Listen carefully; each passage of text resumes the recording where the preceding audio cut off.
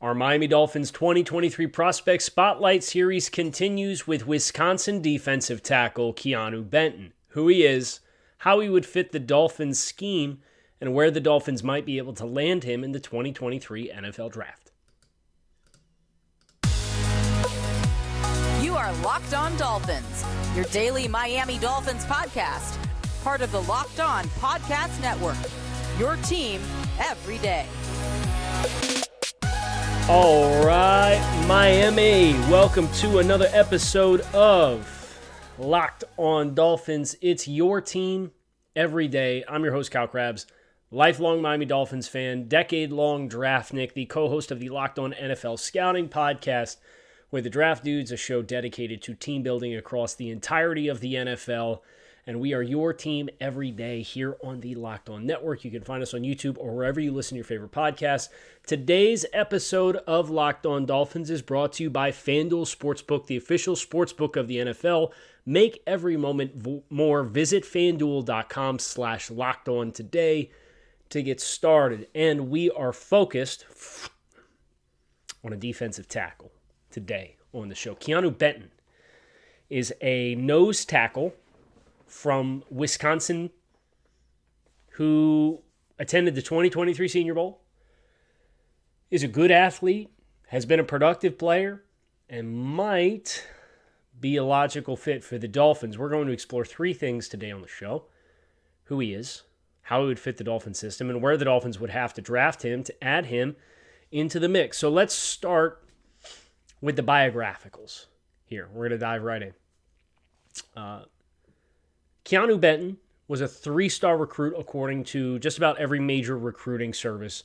He was a first-team All-State player as a high school senior, while also twice participating in the state tournament in wrestling. He was the state runner-up as a junior at 285 pounds and posted a 48-2 record as a wrestler in high school. That's important context for the simple fact of interior linemen who are wrestler backgrounds have a certain level of consistency in a number of traits. And I think you see that with Keeanu Benton. And we'll explore a little bit about what those traits are and how they manifest themselves in his game when we talk about his fit within the Dolphins. But just know that that wrestling background for Keeanu Benton is very helpful, and it shows up quite a bit in a number of different ways in which Keeanu Benton wins as a football player. As an athlete, he showed up at the NFL Combine in 2023 at 6'0", so 6 foot, 3 inches, and 5/8 of an inch, so about 6'3" and a half. 309 pounds. Those are both 62nd percentile of all interior defensive linemen to come through the NFL Combine since the year 1999. He posted 33 7/8 inch arms. That is 73rd percentile. From a size perspective, he checks just about every box there is to check as being an above average statured interior defensive lineman.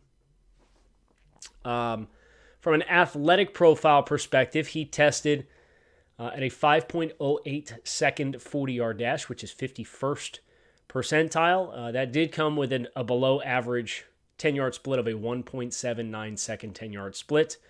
But every other test that he had was 50th percentile or better. Vertical jump, 29.5 inches, that's 52nd percentile. 111 inches in the broad jump, that's 81st percentile. A 7.34 second three-cone drill, which is meant and designed to measure your agility. 7.34 seconds for interior defensive lineman is 80th percentile, and then a 4.65 second short shuttle is 50th percentile. So above average or above in effectively every test and every measure from the NFL Combine. So you have a wrestler background, three-star recruit, played in a very advanced defense at Wisconsin, the Jim Leonhard defense. Jim Leonhard served as the interim head coach for a stretch for Wisconsin last season, but had been a long-time defensive coordinator for the Badgers and had been a long-time viable head coaching candidate for a number of years before ultimately moving on this past offseason. All of that adds up in addition to Keanu Benton posting a career year in 2022 from a production standpoint, into a player whose arrow is pointing in the right direction. 36 tackles, 4.5 sacks, and 10 tackles for loss this season alone for Keanu Benton. 2 passes defense, so 2 passes knocked down. And he has 9 sacks and 19 tackles for loss in total in his career for a player who predominantly does play in the A-gaps, whether that's head up on the center, a 1 technique, a 2-eye. He does bump out to a 3 technique intermittently. And with the way that Wisconsin plays some of their games and stunts up front, you do see him kind of loop and bow and actually contain rush outside on the quarterback from time to time as well. So there's a good amount of versatility here for this football player as well. I thought Benton was effective at the 2023 Senior Bowl. I didn't think he dominated the week, but I thought he was effective and had some really nice flashes as far as the movement skills, some of the one-on-ones that he posted. So having success at every stop of this pre-draft process for Keanu Benton poses a challenge for the Dolphins, because if you'd have asked me 3 months ago, I probably would have said I would envision Keanu Benton is probably an option in the 3rd round. Is the momentum high enough for him to get past that? Well, that's what we're going to explore in our 3rd segment today. And of course, we have to talk about how he fits within the Dolphins system. But before we go any further on the show, I have to tell you about our friends over at Built Bar. Built Bar is a protein bar that tastes like a candy bar. These things are absolutely delicious. They're high in protein, high in fiber, low in calories, low in sugar. They have 100% chocolate on all of their bars. They're absolutely positively delicious. It's a life hack that you didn't know you needed. I mean, we're talking like 20 grams of protein, 130, 140 calories, 2.5 grams of fat, hardly any sugar. These are the real deal. And there's a couple different places that you can help yourself to some Built Bar. You can go to Built.com, pick yourself up a box. You go to Walmart or Sam's Club. Go to Walmart, go to the pharmacy section, pick up a 4-bar box.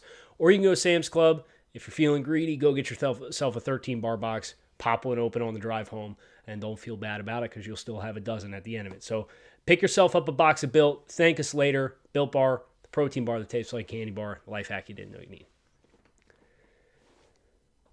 Keanu Benton, from a grading perspective, the 10 traits that we're looking at for interior defensive linemen, specifically for the Dolphins of the Vic Fangio system, based on my diagnosis, not off of their parameters. Their parameters could be different. They could be looking at different traits. I want to acknowledge that openly up front. But the 10 that I identified as important traits for the Dolphins to look for in interior defensive linemen to have success in this system are as follows. Football IQ, block deconstruction, and first step explosiveness. Those are primary traits. Then you have run defending, pass rush ability, and versatility. Those are secondary traits. Motor and functional strength are tier 3 traits, and then your ancillary traits are hand power and flexibility. Keanu Benton scores very consistently. There's only a handful of tests that he is not in the great category. Now, I would not give him an elite assessment in anything. He's a well-rounded player. He has very, very bright flashes at times. Think about the Northwestern game. You can check out, I'm at Grinding the Tape on Twitter. Go check out the clip that I posted of Keanu Benton down the mid-red zone against Northwestern the other day in doing the film study for him. I wish the first step quickness that he illustrated was more consistent. Because if it was, and it wasn't paired with a below average 10-yard split at the NFL Combine, I'd feel much better about this being a player that would challenge Mazi Smith. Because I think there's certain elements of Keanu Benton's game that he does better than Mazi Smith, but I think Mazi Smith, who we did a spotlight on yesterday, is an admittedly more consistent player. For example, Keanu Benton, with the first step explosiveness, I gave Mazi Smith a good score in that category. I gave Keanu Benton a sufficient score. And there's moments, there's glimpses in time on the film where you would think this guy has a great first step. And then there's others, and I understand with Wisconsin, some of this is probably schemed up front and gap control and not getting out of the blocks with the intention of create chaos, but instead of reading blocks and keeping your linebackers clean. Because again, he lives in the A-gaps, where there's not the same burst off the ball. And then we got the 10-yard split time, and you say, well, geez, is that really what he is? And is the success is when he does pop off the ball, are they more snap anticipation than they are actual explosiveness? I think he's at least an average tester everywhere else. So I think there's, at a floor and a minimum, sufficient level athleticism here. But the categories, versatility, flexibility, hand power, are all categories, those three categories he scores great in. You see him flatten as a pass rusher. He'll get hip-to-hip with guards, and he'll try to turn that corner tight to get to the quarterback around that guard through that body and turn that corner tight so that he doesn't get run past the quarterback. And you see him have success doing that and winning at the line of scrimmage and having good disassociation between his shoulders and his hips to make sure I'm driving through the gap, but I'm going to get myself skinny so that when you go to punch my chest, you're going to miss. And then I can either swim over the top, club through, however I want to discard your hands, and then progress to the quarterback ensues. So the flexibility pops. The hand power when he's jolting and he is punching to control and lock, peek, and shed and control the point of attack. You see in isolated situations against one interior defensive lineman, double teams, I think there is a little bit of consistency there, but that initial pop in a one-on-one situation, he will roll your pads back, he'll give you a good jolt, and he'll win at the line of scrimmage. And then from a versatility standpoint, you do see him at times in a 3. And as I said, you do see him at times looping to contain rush around the outside.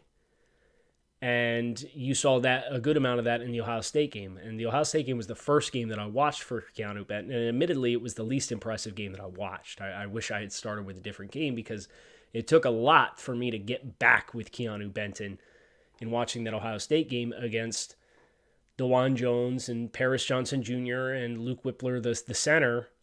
And I think generally speaking, their guards were the worst elements of their offensive line. And because Whippler was consistently helping, he wasn't getting a ton of one-on-ones, and then Stroud was doing a really nice job within that game to slide within the pocket and step up, and they blew the doors off of Wisconsin, and it got away from them quick, and then it became a run-defending expo from there. So, Benton, versatility, hand power, flexibility. I think he's capable of shooting gaps. I think he's capable of winning as a pass rusher. I think he has a better pass rush palette than Mazi Smith does as well. He graded better. I gave him a good grade for his pass rush ability.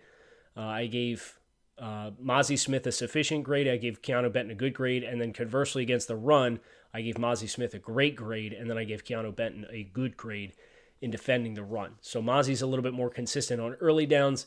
I think Keanu Benton is a little bit more versatile to give you an appeal, as evidenced by the fact that he has 9 career sacks versus 1/2 of a sack for Mazi Smith. The other 2 of the 3 premier traits, block deconstruction and football intelligence, I gave him good scores for. There were some times they ran some misdirection type stuff and fast action in the backfield to get the ball to the perimeter. It was a little late to react in that capacity. And then from a block deconstruction, I know I mentioned double teams already, but there were just some instances where I felt like he played those double teams a little high, and it got him in trouble, where he would then proceed to deconstruct the block, but he'd have given 4 or 5 yards and had been bubbled trying to string out that flow and continue to the football. And then he's making tackles several yards downfield, which is not where you want to make a living, because a tackle 5 yards downfield is significantly less valuable than a tackle at the line of scrimmage as a run stuff, to effectively stop a run from any gain. So if he can get his pad level a little bit more consistent, if he can handle double teams and anchoring it low a little more consistently, and then just continue to refine his game, this is a player who I think is going to take some very good steps to become a 3-down high snap taking player at the next level. Now, where does he fit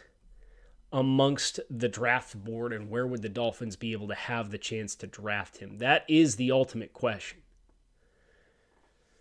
So I'll say this as we get ready here, and we're going to close this episode of Locked On Dolphins. I'm looking at the Dolphins draft board that I have built right now, and I've graded 38 players. There's 38 players with a grade and score. A number of these players aren't going to be available when the Dolphins picking. I'm looking at the top of the board, and it includes names like Bijan Robinson, Paris Johnson Jr., Peter Skoronski, Jalen Carter. So there's an open acknowledgement that the top portions of this board possess players that the Dolphins aren't going to be able to swing the bat on. But Keeanu Benton, of the players who we expect will be available in the late 40s, early 50s range, is very well represented. He did not score as high as Mozzie Smith, but he checks in 20th out of a total of 38 players. And those 19 players in front of him include players like Jalen Carter, Dalton Kincaid, Paris Johnson, DeJuan Jones, Peter Skoronski, Brian Brzee, Broderick Jones, Michael Mayer, Anton Harrison, Kalijah Cansey. That's 10. So more than half the names in front of him, the ones that I just mentioned, I predictively would not guess make it to the Dolphins pick at 51. So this is a top 10 option at pick 51 as far as I'm concerned. Now, there's been some reports of teams like Pittsburgh that are really in on him and are really interested. And Pittsburgh's got a couple of landmines in front because of courtesy of the Chase Claypool trade to Chicago. They've got to pick at 32, and then they pick again in the 40s right in front of the Dolphins. So Pittsburgh's the big team to watch that Keeanu Benton's going to have to clear. By the way, if you want to see this board in its entirety, or if you want to be able to see all the positional rankings that we're working through, text Dolphins to 305-419-3924. Sign up for subtext. It's a chance to text directly with me. We have some things set up where if you were to sign up and then text draft, you would get an automatic reply with the link to all of the notes that I have for all the prospects that we are grading throughout the course of this series in the build-up to the 2023 NFL Draft. So that's Dolphins to 305-419-3924. Sign up for the subtext. Text with me directly. Find out if it's for you. First 2 weeks are free. If you don't like it, hey, no worries. But give it a shot. You might like it, including getting a chance to see all these positional rankings. So Benton is in the same strat. If I sandwiched him between players that I've graded to this point, he's just below Zach Charbonnet. Actually, his grade is tied with Zach Charbonnet. So you can make the case from a positional value standpoint and amount of snaps that you would take in a season. Keeanu Benton might have a better chance to be ranked above Zach Charbonnet, which means the big names in front of him are Mozzie Smith, Israel Abanikanda.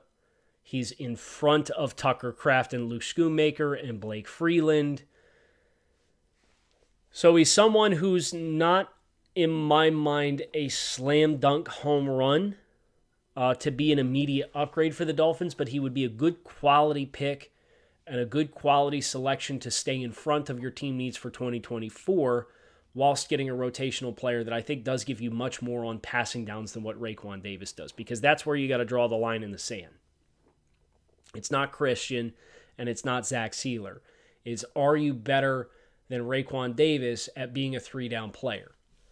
Now, I've evaluated Keeanu Benton. If I had to guess what his role will be as an NFL player entering into the league in year one, I would guess he's a quality depth player. That's the same assessment that I have for Raekwon Davis.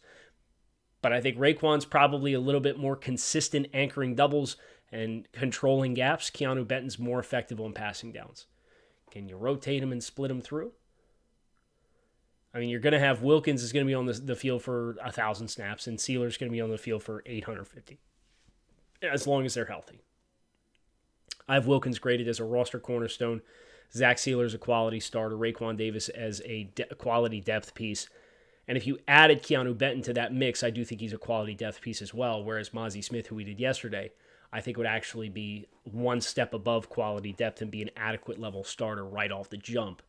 But I think his ceiling's a little lower because he doesn't rush the passer to the same degree. So a really fascinating player, really fascinating foil of these two players and these two talents side by side. I enjoyed both of their films. I think these are two very, I don't want to say safe, but these would be two effective additions, I think is what I would say. And I think they're both high floor players. I just think the ceilings for both there's different pathways for them to live up to their potential to become quality starters at the next level. So Mazi Smith, Keeanu Benton are our first two defensive tackles in the books. In total, Keeanu Benton checked in at an 81.11 out of 100 points. So that's a strong grade. It's probably a late 2. And I'm guessing I got to see how all the players were grading fall before I figure out exactly, because I'm kind of doing something new with scoring for this exercise in total.